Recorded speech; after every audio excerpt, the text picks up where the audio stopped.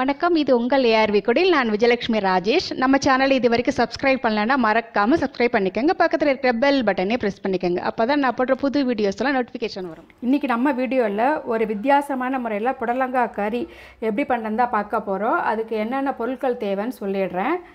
நான் ஒரு பெரிய சைஸ் புடலங்காவை இந்த சைஸ் கட் பண்ணி எடுத்து வச்சுட்டுருக்கேன். ஒரு பெரிய வெங்காயம் பொடியாக கட் பண்ணியிருக்கேன். ஒரு 6 கருவேப்பிலை, ஒரு சின்ன சைஸு தக்காளியை கட் பண்ணி எடுத்து வச்சுட்டுருக்கேன். அதுக்கப்புறம் 1/2 டீஸ்பூன் மிளகாய்த்தூள், 1/4 டீஸ்பூன் மஞ்சள் தூள், எண்ணெய், தாளிக்கிறதுக்கு கடுகு, உளுந்து, சீரகம், ஒரு காஞ்ச மிளகாய், உப்பு. இதுதான் இதுக்கு தேவையான பொருட்கள். எப்படி பண்ணுறதுன்னு பார்க்கலாம். இப்போ அடுப்பை பற்ற வச்சுட்டு 1 டீஸ்பூன் அளவு எண்ணெய் விட்டுருக்கேன். எண்ணெய் சூடாக எடுத்து இப்போ கடுகு, உளுத்தம்பருப்பு, சீரகம், காஞ்ச மிளகாயெல்லாம் தாளிக்க போட்டுடலாம்.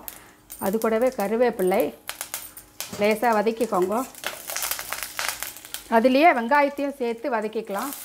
கொஞ்சம் பொன்னிறம் ஆற வரைக்கும் நம்ம வதக்கி எடுத்துப்போம் வெங்காயத்தை.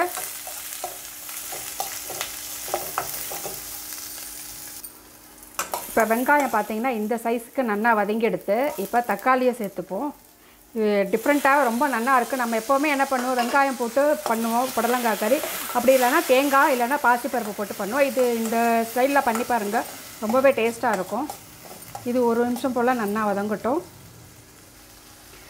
இப்போ தக்காளியும் ஓரளவு வதங்கி எடுத்து இப்போ புடலங்காவும் அதில் சேர்த்துப்போம். அது கூடயே கொஞ்சமாக மஞ்சள் தூள், உப்பு சேர்த்துப்போம். நம்ம காரப்பொடி மட்டும் கடைசியாக சேர்த்துக்கலாம். உப்பு சேர்த்து வதக்கி வச்சுக்கலாம். நல்லா வதக்கிக்கோங்க.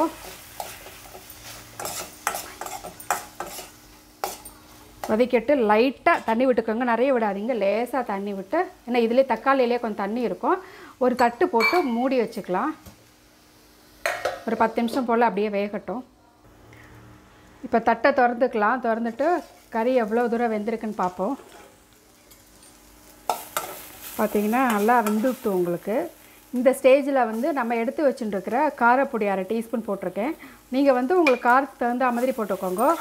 போட்டு நல்லா வதக்கிட்டு ஒரு 1 நிமிஷம் போல் வேக வச்சு எடுத்துக்கலாம். இதோட காரப்பொடியோட பச்சை வாசனைலாம் போகணும் இல்லையா. இப்போ பார்த்திங்கன்னா ரொம்ப டிஃப்ரெண்ட்டான ஸ்டைலில் புடலங்காய் கறி ரெடி ஆகிடுச்சுங்க. இப்போ ஸ்டவ் ஆஃப் பண்ணி இன்னொரு பாத்திரத்தில் மாற்றிக்கலாம்.